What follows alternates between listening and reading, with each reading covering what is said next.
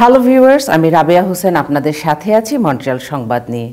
শুরুতেই মন্ট্রিয়াল 21শে বইমেলার খবর।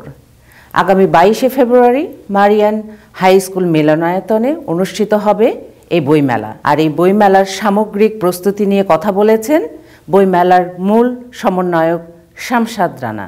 কানাডার সৃজনশীল সংগঠন কানাডা বাংলাদেশ সলিডারিটির উদ্যোগে ১৩তম ২১শে বইমেলা উদযাপনের চলছে প্রস্তুতিমূলক সভা।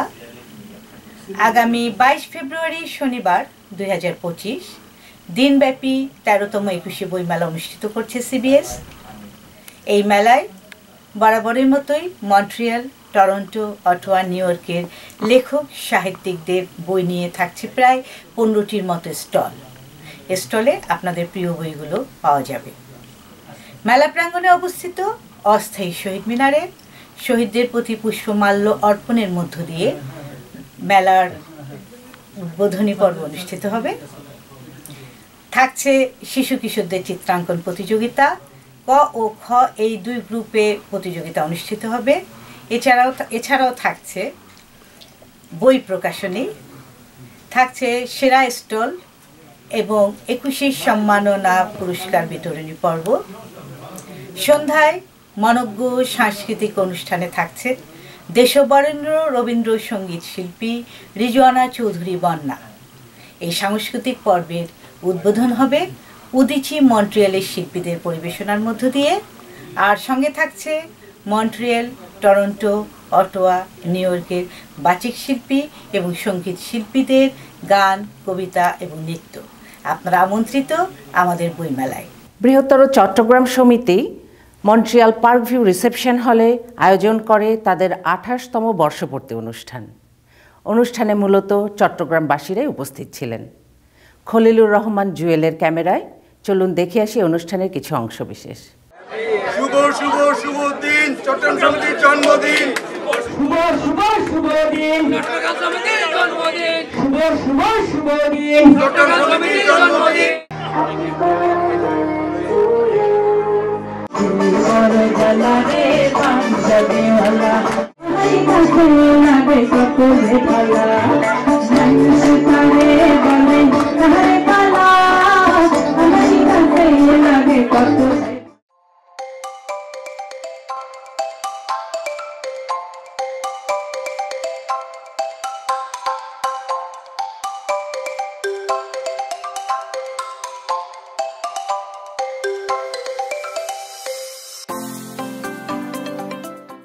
সর্বশেষে উদীচী মন্ট্রিয়ালের বার্ষিক সম্মেলনের খবর।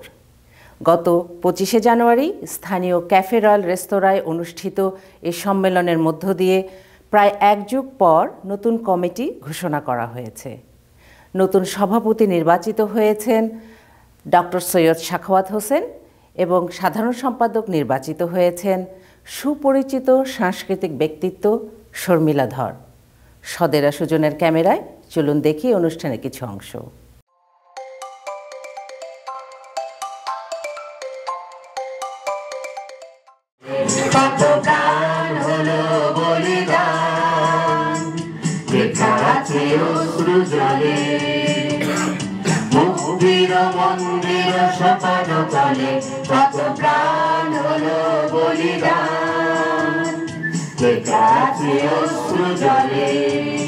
যারা জীবনদী বুকে জাগালো আশা, মৌন মলিন মুখে জাগালো ভাষা।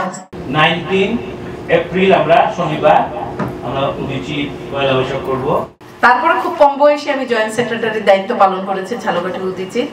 যাই হোক, বাবলাদা এত বড় একটি সংগঠনের যে যোগ্য হিসেবে আমাকে স্থান দিয়েছেন, আমি সেজন্য বলবো কৃতজ্ঞ। এবং আমি জানি না কতটুকু করতে পারবো, তবে আমি বিশ্বাস করি যে মন্ট্রিয়ালের এখানে প্রত্যেকেই যারা এই কমিটির সাথে জড়িত আছেন বা জড়িত নেই, প্রত্যেকেই সাহায্য করবেন এবং আপনাদের সকলের সাহায্য নিয়েই আমরা বিগত দিনে অনুষ্ঠান উপস্থাপন করেছি, আগামীতেও করব এবং সবাই মিলে একসাথে করব। আমাদের মধ্যে যেটা সব থেকে বেশি প্রয়োজন সেটা হচ্ছে ঐক্য। এবং আমার ধারণা যে সবাই যার যার নিজস্ব গুণ নিয়ে, সবার গুণ দিয়েই আমরা এই সংগঠনকে চালাবো এবং সংগঠনকে আরো শক্তিশালী করে তুলবো।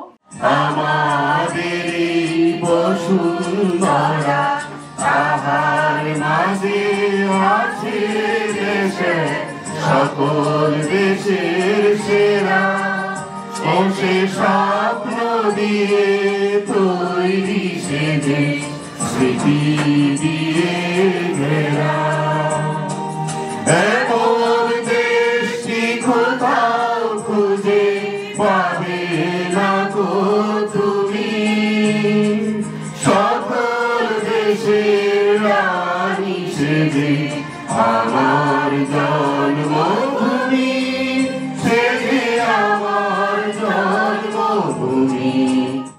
আমি তখন বাংলাদেশ কৃষি বিশ্ববিদ্যালয়ে লেখাপড়া করি, ছাত্র ছিলাম ওই সময়টায়। আমার ছাত্র জীবন থেকে শুরু করে আমি ঢাকা চন্দ্রকুমার হাই স্কুলের ছাত্র ছিলাম, ওখান থেকে এসেছি পাশ করে, তারপরে বাকিবিতে ভর্তি হই। তখন থেকেই কিন্তু আমি ছাত্র ইউনিয়নের সাথে সম্পৃক্ত ছিলাম এবং যখন 68 সনে উদীচী হয় তারপরে পরে আমাদের বাকিবিতেও এটা অনুষ্ঠান এটা শাখা সংগঠিত হয় এবং আমি 3 বার সেখানে উদীচী সভাপতি ছিলাম শিক্ষক হওয়ার পরেও। এবং সৌভাগ্যক্রমে আমি কোটাখালী বিজ্ঞান ও প্রযুক্তি বিশ্ববিদ্যালয়ের ভাইস চ্যান্সেলর যখন ছিলাম ওখানে গিয়ে দেখলাম যে উদীচী নাই। আমি সব প্রফেসরদের ডাকলাম যারা এই লেফটিস্ট ছিল, তাদের নিয়ে আমি ওখানে উদীচী সংগঠন করি এবং সেই উদীচী কিন্তু এখন বৃহৎ একটা উদীচী হিসাবে ওখানে আত্মপ্রকাশ করেছি। আমরা আসলে মুক্তিযুদ্ধের পক্ষের শক্তির সাথে সম্পর্কিত ছিলাম এবং উদীচী এমন একটি সংগঠন যে সরাসরি মুক্তিযুদ্ধে অংশগ্রহণ করছে, একমাত্র সংগঠন সাংস্কৃতিক। তার মানে একটা মানুষের চিন্তা চেতনা কর্মে তার যে দক্ষতা অর্জন করা, সেই অর্জনে উদীচী সরাসরি ভূমিকা পালন করছে। দর্শক, এই ছিল এ পর্বের মন্ট্রিয়াল সংবাদ।